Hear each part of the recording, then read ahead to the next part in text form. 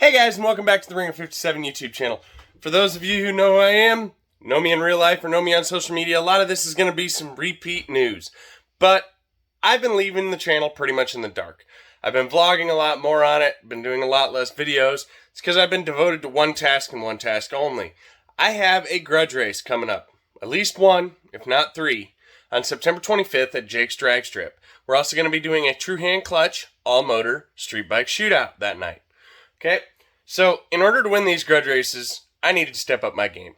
I've been running 650 bracket, Street ET, and Pro ET on the Hayabusa Dragonfly for quite a while, and it just doesn't compete.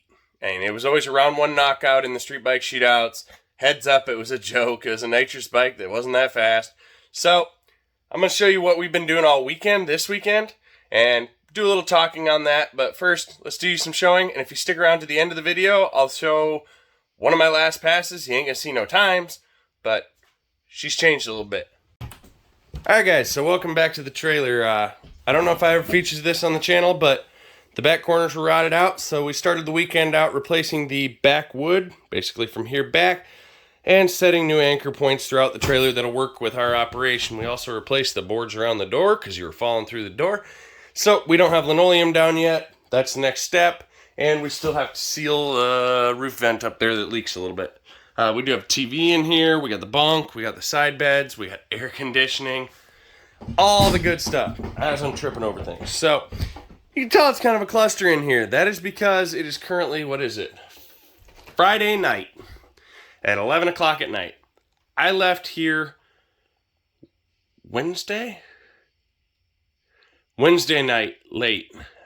After I finally got feeling better. If you can't tell from my voice, I've been sick. I'm not contagious anymore, but I have been sick. No, it is not corona. It was strep throat and a mild sinus infection. The strep was no longer contagious by Thursday, technically, but it is what it is. So we didn't go out in public till Thursday. But in any case, we got Dragonfly in here. Those of you who haven't seen it yet, it is now set at 78 inches long on a brand new evil arm. Those of you who've been following, it's pretty much out the bag. It's a built motorbike now. It's on nitrous, still, with the NOS Mini controller. True hand clutch, true, nothing cheated, and still a foot shift. Okay? We got the four-wheeler chilling in here. Everything's just chilling in here. It is an absolute mess in this trailer right now. I'm not going to lie. If it looks like two bachelors have spent their freaking week in this trailer, that's because we did. So, anyway. Trailer's looking good. We got to clean all of this up tomorrow and get ready to go to the track again. We've been to the track the last 2 days in a row. Tonight was not successful, but we'll touch on that. Alright, so, what have we been doing, and where are we going? So, Wednesday night, late as shit, we took off. We arrived Thursday morning in South Carolina, Taylor, South Carolina. We didn't arrive there. We slept at a truck stop, started the mess, slept in here with the bike. Then we went to Taylor's. We stopped by More Mafia, so Cycle Specialties, I think it is. Yeah, Cycle Specialties. Chris Moore Mafia's business. We dropped the bike off there in the showroom so that we could sleep in peace and move around for a day. We hung around, had a bullshit session. I think that's all we did that day. We hung around for a while. Then we went ahead, went out, found a real nice campground. I left a good review on Google. Really nice campground. Set up there for the night, slept, hung out, got up at the butt crack of dawn, okay? So last week, I replaced the injectors in this. I replaced a cam in this. And made a few other changes that basically took the tune that I had paid good money from a very good tuner, Dennis Clanton, at Monster Turbo Systems, aka Stedman Motorsports, to tune. His tune was killer. I just changed everything and the tune didn't work anymore. So, I'd been trying to tune it at the track with the Wago from 8,500 RPM and up, and if you check out Chad Wright's video that'll be dropping in the morning, I'm going to drop this early. You'll see that. From 8,500 up, I was good. The Wago doesn't respond very well for the first gear hit. I could have probably gotten it if I'd gone out on the road and hit it, but I'm trying to keep it down on this thing. save it for the races.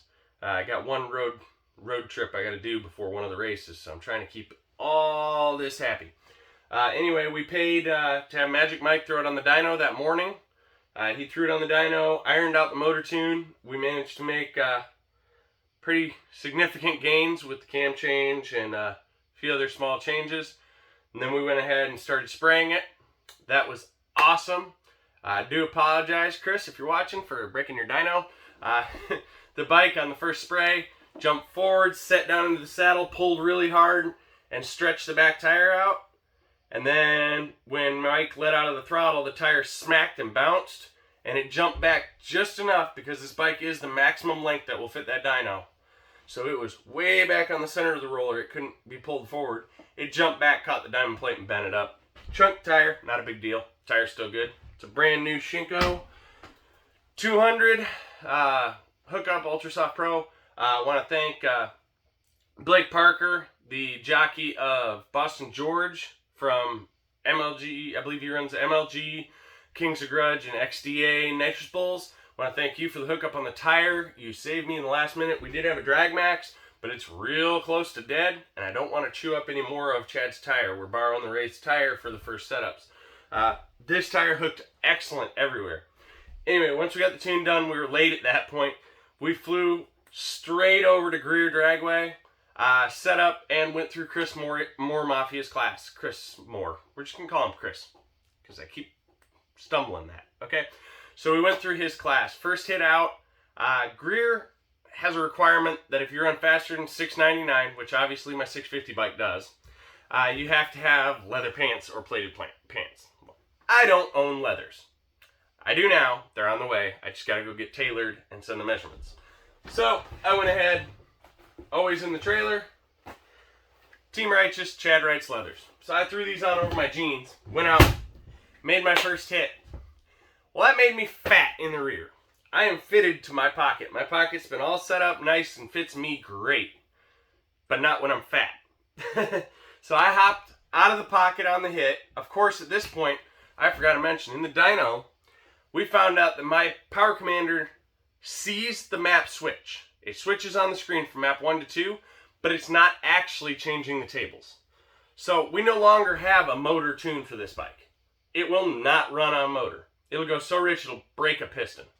So we're on nitrous always now. So I plan to go to the school, start on motor, and step up to nitrous as we went through the day. Didn't happen that way. So I was the only one at Chris's school who was required by my bike to run nitrous shots the whole freaking time.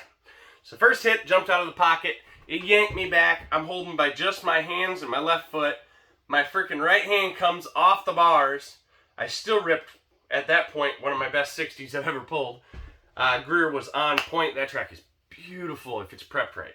All they got to do is put a little extra glue down. Normally they run slicks, so they don't want it super sticky, but pay them a little bit, they'll put a little extra glue down. And I made my pass, and Chris laughed about that. He thought that was great. Came back, made another pass, learned a few things. Learned my clutch hand wasn't slow enough, so kind of cheated that and turned the nitrous up and made it so my clutch hand was slow enough. Just powered through it instead of playing with my hand. I can have a clutch hand like that, but I was trying to be mean. So if you want to be mean, just put more power to it. We made some suspension adjustments because I was blowing through the shock, brought the pressure up, made a few tweaks, stepped up the nitrous again, made a few tweaks, stepped up the nitrous. Every pass throughout the day except for one. And that's because Chris suggested I make a change that's more suited to a foot shift bike. And that is to leave with your feet down and bring your feet up for the first gear shift. It broke my routine. I have a routine when I come up to the line, every time. I can ignore everything in the world. And I'll roll up and I'll freaking do my burnout. Okay, roast the tire out. Burn through, roll up, stop 5 foot short. Purge the system.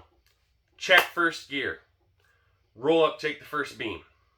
Put my foot up. 3 taps, make sure I'm in first gear, roll my foot under the shifter, reach up, arm the nitrous, verify, set, and launch RPM.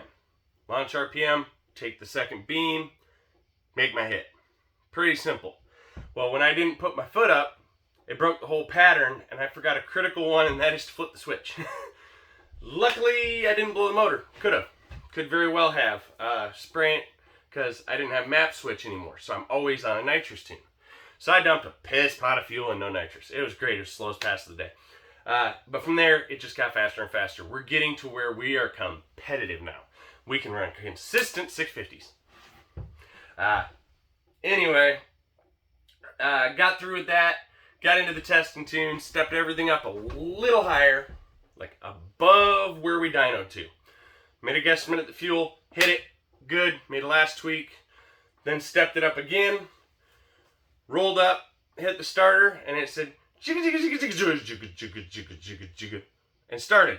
I'm like, okay, last pass of the night. Gonna make this. Rolled around, rode around to the staging lanes. Shit, I gotta wait. Okay, it just should have charged. Killed it. Got a race. I was gonna race Tim. He's, I believe, with parts there at Cycle Specialties. Great guy to talk to. Talked to him for like 4 hours. Anyway, gonna race against his 1600. Short wheelbase. And... hit starter and it said and that was the end of that. Pushed it to the trailer, put it on a charger, charged it up overnight, and now it is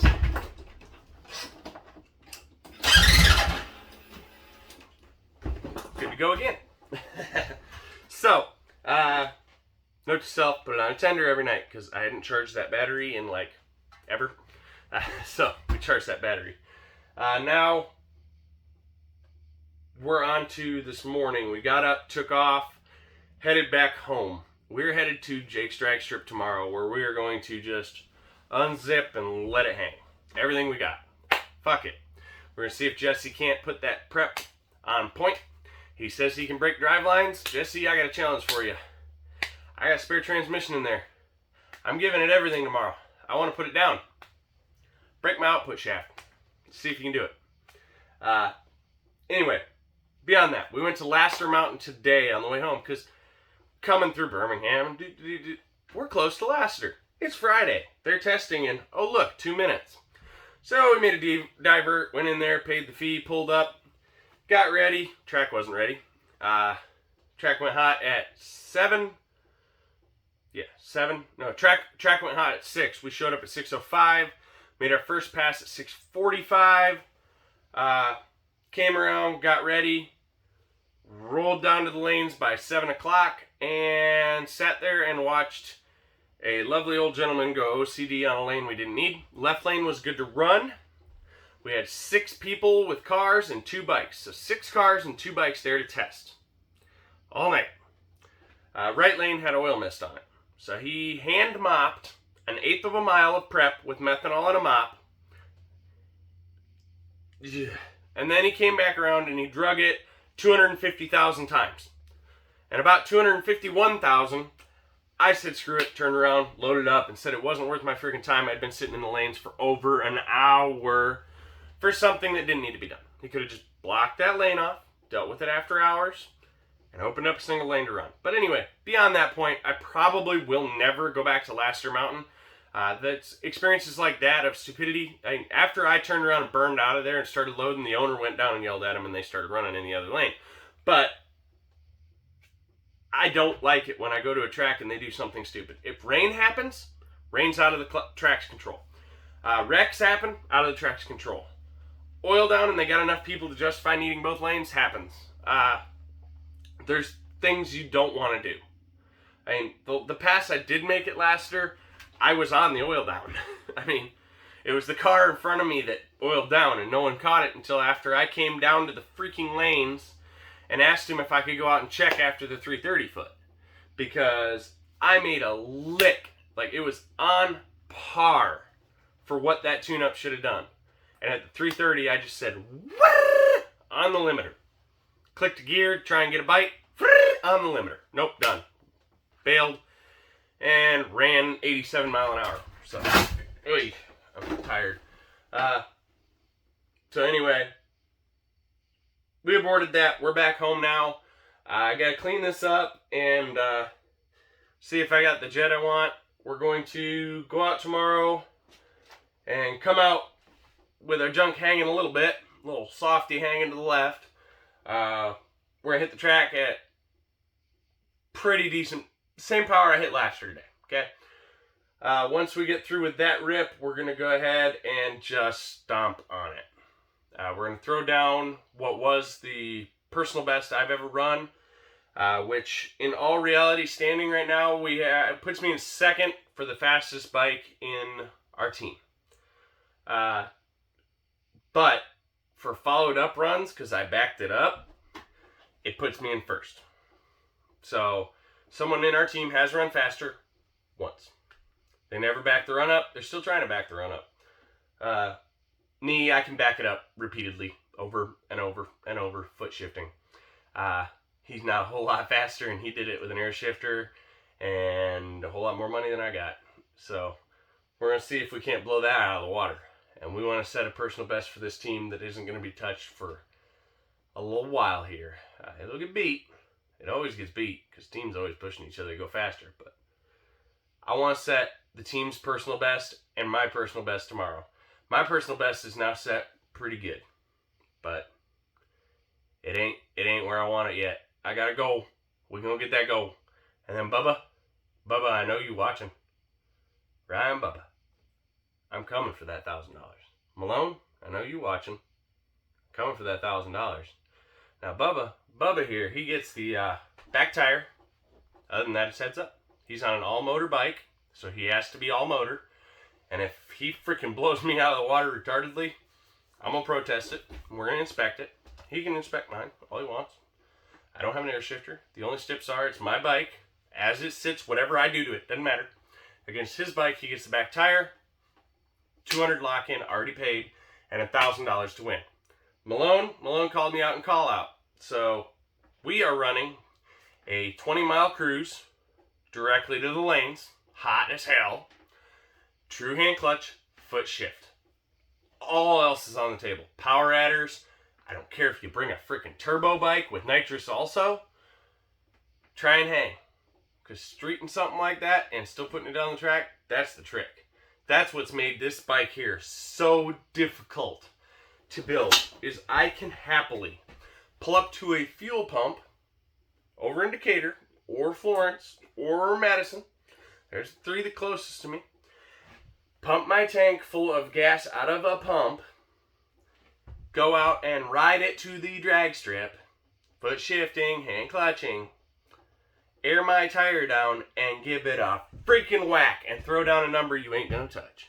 Thanks for watching, guys. Have a beautiful day, and hopefully the content will be coming back soon.